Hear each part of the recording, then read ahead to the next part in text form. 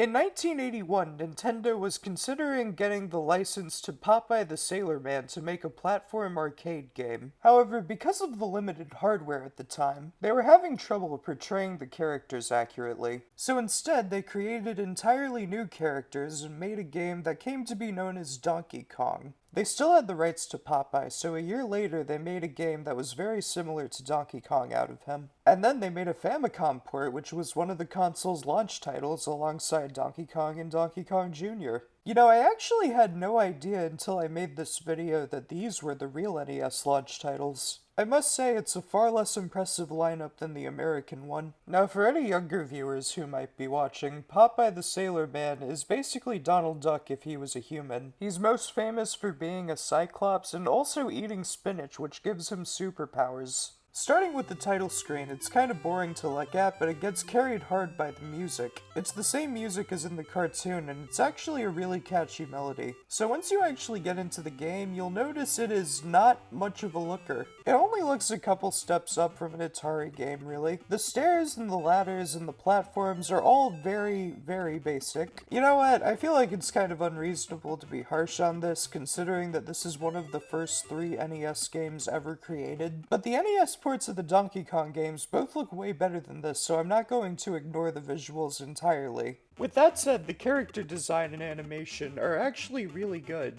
To be fair, the arcade game also doesn't look that great, so I'll cut it some slack, I guess. Anyway, the point of the game is to collect stuff that Olive Oyl drops from a platform at the top of the screen. In the first level, she drops hearts, in the second level it's music notes, and in the third it's letters of the word help. Anyway, whatever they are, they drift down to the bottom of the screen very slowly, and you have to collect them all to beat the level. From looking at the footage, you'll probably notice that it plays very similarly to Donkey Kong 1. The only real difference is you can't jump, because apparently you don't learn how to do that in the Navy. I guess by Nintendo logic, the only people who are allowed to learn the ancient art of jumping are plumbers and mushroom people. I mean, it took 30 years before Link was even allowed to jump consistently. But yeah, as far as vertical movement, you only have the ladder and stairs to get away from Bluto. One huge thing I prefer in this over the Donkey Kong games is the level of control you have. Popeye is much faster than Mario or Jr., and I guess he traded his jumping ability for the ability to survive 3-foot falls. He also has a punch, which I initially thought had no purpose except to grab spinach. You can grab it on the sides of the screen and it basically turns you into Star Mario. You can't take any damage and anything you come into contact with dies immediately.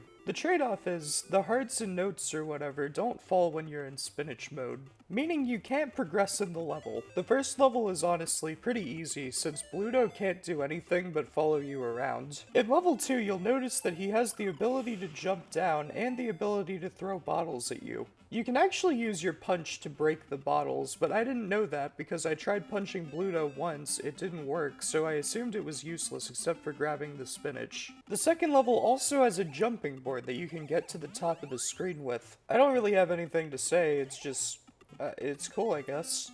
I don't know. Level 3 is on a ship where a vulture carries Olive to the...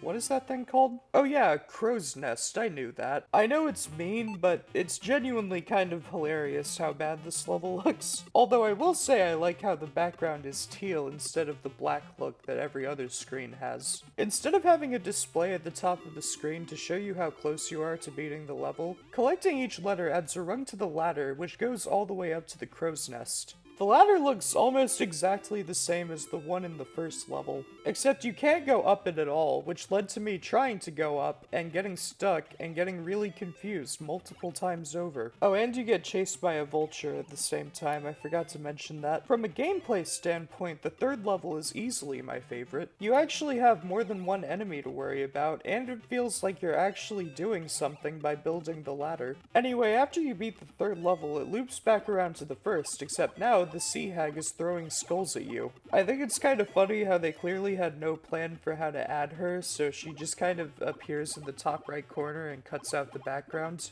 You can also punch the skulls, and if you couldn't, this would probably be impossible. For some reason, the skulls bounce, which is kind of weird. I don't know, maybe they're like rubber skulls that the Sea Hag bought from a Halloween store. Anyway, that's pretty much all I have to say. Popeye the NES game is actually the first licensed game I've looked at on this channel, which is funny because the NES has a lot of licensed games. Despite licensed games having a terrible reputation on the NES, I really liked this one. This might be controversial, but I actually like it more than Donkey Kong or Donkey Kong Jr., making it the best Famicom launch title. Given how simple of a game it is, I can't put it that high, but on top of being better than the Donkey Kongs, I'd say I enjoyed it more than Balloon Fight or Clu Clu Land as well. If anyone thinks it's weird that I'm putting games that I like so low, it's because I'm mostly reviewing good games. To be honest, I don't think that any of the games on here, except the ones below Ice Climber, are actively bad. It's just that there's a lot of competition. You know, it's dawning on me now that if I keep doing this, I'm gonna have to get into all the licensed games made by like LJN and all those terrible studios. Luckily, I still have a lot of good games to cover before I get to those. Speaking of good games, next I'll be covering one of my favorite games and one of my most requested games for this channel, with that being Metroid.